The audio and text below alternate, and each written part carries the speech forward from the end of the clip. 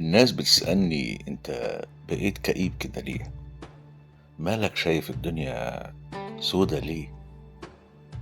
اقولك ولا اوصفلك ولا اشرحلك ولا ابدألك منين؟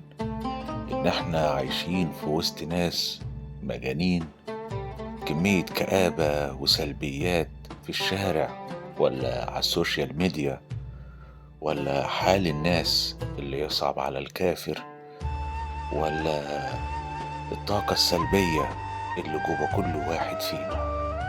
بقعد على الفيس بلاقي كمية كآبة بتسد نفسي، ولا الأخبار المنيلة بنيلة اللي كل ساعة بسمعها بتقفلني. عاوزني أجيب طاقة منين؟ عاوزني طب أضحك إزاي؟ الأمل في الله كبير وكل حاجة، إنما فاقد الشيء لا يعطي. يا ريت نرحم بعض شوية من الكآبة والسلبية عشان نعرف نعيش.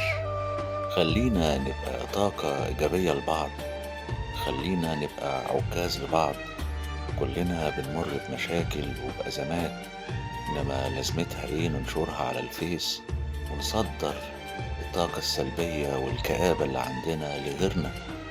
خلينا نفتح نفس بعض ويبقى في حياتنا طاقة إيجابية، وبكفاية علينا المشاكل بتاعت أحداث يومنا والسلبيات اللي عايشين فيها والمجهود اللي بنبذله عشان نقدر نكمل بقية اليوم. خلينا ننشر الطاقة الإيجابية ونبقى عكاز فعلا لبعض.